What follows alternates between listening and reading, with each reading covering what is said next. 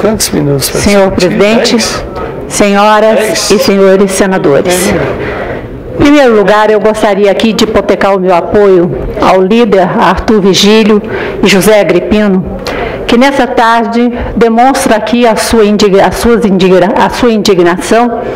ao ver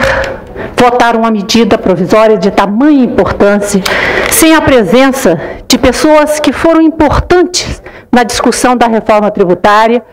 como o senador Tasso Gereissati, o senador Demóstenes Torres, o senador Rodolfo Torinho, todos do PFL, e que aqui puderam, com seu trabalho, a exceção do Tasso Gereissati, que é do PSDB, puderam aqui com seu trabalho dar uma colaboração enorme para que nós pudéssemos encontrar um ponto comum na reforma tributária discutida aqui durante 30 dias. Lamentavelmente, isso não ocorre exatamente no momento de extrema importância, quando uma medida provisória que causa inquietação no Brasil inteiro, principalmente nos setores de serviço, e nós aqui hoje, com a casa vazia, tendo que discutir e votar uma medida provisória de tamanha importância. Em 30 de outubro de 2003, com o intuito de antecipar a reforma tributária, o Executivo Federal editou a medida provisória número 135, que alterou, entre outras disposições, a forma de apuração da contribuição ao financiamento da Seguridade Social, COFINS, onde se pretendeu, a exemplo do que ocorreu com as contribuições PIS/PASEP, acabar com a cumulatividade na cobrança deste tributo.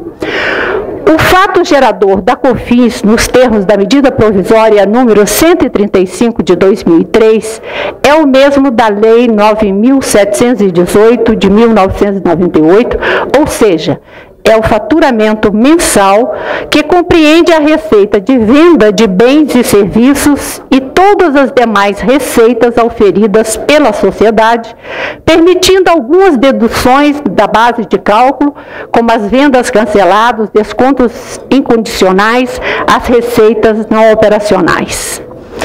Um dos pontos que deve ser ressaltado a este item é que a Lei número 9.718 de 1998 permitia a dedução das receitas na venda de bens do ativo permanente. Já a medida provisória 135 de 2003 não permite deduzir essas receitas, mas permite ao contribuinte deduzir a receita não operacional decorrente da venda do ativo mobilizado. Dessa forma, se algum contribuinte alienar algum item que não for do seu ativo imobilizado, investimentos, a receita oriunda de tal operação passa a ser tributada pela COFINS pelo PIS/PASEP. A alíquota aplicável à base de cálculo passou de 3% para 7,6%, ou seja, houve um aumento de 153,33%.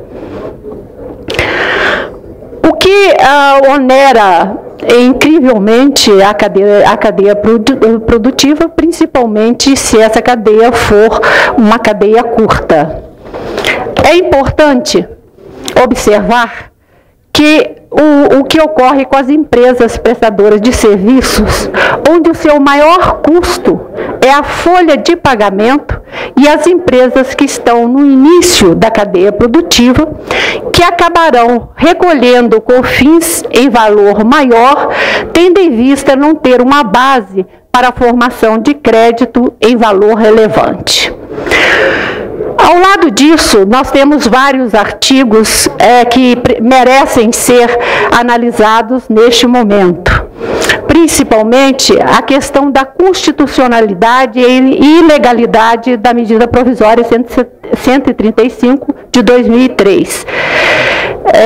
Uma vez que a referida norma legal violou alguns dispositivos constitucionais, como o artigo 246 da Constituição Federal, pois uma medida provisória não poderia regulamentar matéria veiculada por emenda constitucional, no caso a número 20, de 15 de novembro de 1998.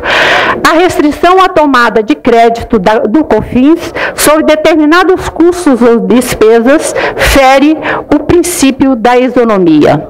A ampliação do conceito de faturamento, pois a Emenda Constitucional número 20 de 1998 prevê que as contribuições sociais incidirão sobre a receita ou faturamento, e os mesmos são conceitos totalmente diferentes entre si, sendo que faturamento sempre foi definido como resultado da venda de mercadoria ou das prestações de serviço. Portanto, eu quero aqui dizer que, durante o período da reforma tributária, nós tínhamos grandes divergências. Era, no início, praticamente impossível chegar a um acordo, imaginávamos que seria impossível chegar a um acordo naquele projeto. No entanto, o entendimento, o bom senso prevaleceu, fizemos uma discussão ampla, conseguimos fazer com que a reforma tributária fosse inteiramente votada, mas dentro de um cronograma, observando naturalmente as emergências para o ano de 2004, observando em 2005 a necessidade de unificar o ICMS, dando dessa forma um tempo de um ano para que os estados pudessem se adequar a essa nova medida, e finalmente em 2007 nós pretendemos, e como aqui votamos, fazer com que o sistema tributário seja um sistema moderno, um sistema eficiente que colocará a nossa economia junto às maiores economias do mundo. Portanto, é surpreendente que neste momento, quando aqui ainda comemoramos a vitória do entendimento, do acordo, que esse momento seja empanado por essa medida provisória que não tem consenso, que não tem o apoio da população, que não tem principalmente o apoio do contribuinte. Portanto, quero aqui manifestar o meu descontentamento, manifestar a minha tristeza de ver encerrarmos o ano penalizando mais uma vez o contribuinte, que desta forma ele passará o ano com mais este tributo que, sem dúvida nenhuma, traz inquietação no meio produtivo, no meio empresarial do nosso país. Portanto, em solidariedade aqui ao líder do meu partido, Arthur Vigílio, quero mais uma vez colocar a minha estranheza pelo fato de não podermos ter aqui companheiros nossos do PSDB, que tenho certeza estariam aqui presentes se convocados pelo líder em tempo hábil, uma vez que temos vários senadores que estão já em viagem marcada, estavam de viagem marcada e não puderam estar aqui neste momento. Portanto, deixo aqui a minha solidariedade, deixo também a estranheza do PSDB, dos colegas que não estão aqui presentes, mas que estarão, sem dúvida nenhuma, indignados, inconformados, como todos nós estamos neste momento. Era o que eu tinha a dizer.